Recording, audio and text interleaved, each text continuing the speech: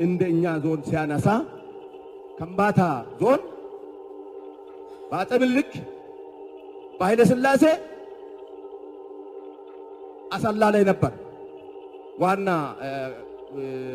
ክፍለ ሀገር አሰላ ነው። አሰላን አደራጅቶ ከአሰላ ተመልሶ ከምባታ አውራጃ ተብሎ አሁን ሆሳዕና ተብሎ የሚጠራው ቆርቁሮ አልምቶ አደራጅቶ መጨረሻ ላይ ኢህአዴግ ሲገባ ደግሞ ሁሉም በቋንቋውና በባህሉ ሲባል ከምባታ ከዛ ላይ ባዶ እጁን ተነስቶ አንድ የሀብት ክፍፍል ወይም ድርሻ ሳያገኝ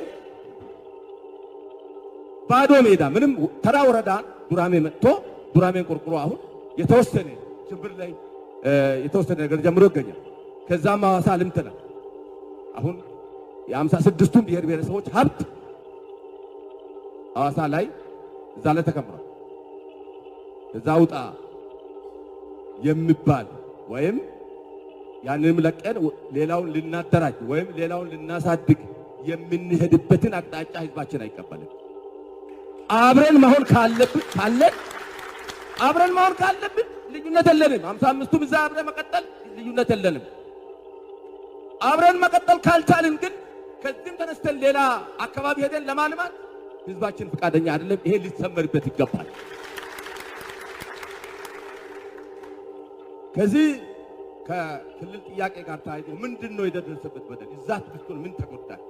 ምን አብረ ለምንድነው ይሄን ጥያቄ የምጠይቀው የምለው ነገር ስነሳ ቅድም ከኔ በፊት የተናገረው ጅማ ሰው ማነው ደብሮ ሰው የተናገሩትን በአብዛኛው ይጋራለሁ።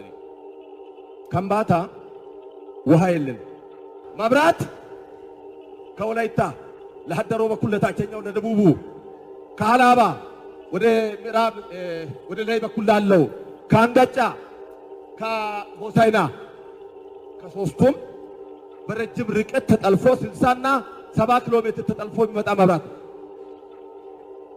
ይሄ መብራት ሆሳዕናዎች ሲያኮርፉ ሰራተኛው አንድ ምክንያት ሲፈልግ ይቆርጣል። በድርድርና በተለያየ መልክ በሰላማዊ ሰልፍ ወጥተን ወይም በብዙ ጩኸት ለአመራር አቅርበን አመራር ለክልሉ ረጂም አቅርቦ የምናገኝ ይሆናል። መብራት የለንም ብንል አልዋሸንም። የመብራት መጠቀም ሁኔታ በጣም ችግር ውስጥ አስገብቶ ወይ የለም ወይ አለ የሚለውን ነገር ባላንስ ላይ ነው አሁን ያለው።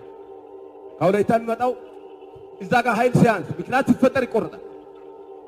40 50 70 ኪሎ ሜትር አቋርጦ የሚመጣ ስለሆነ የሐላማውን በዚህ ልክ የወሰኖውን በዚህ ልክ የመብራት ሰብስቴሽን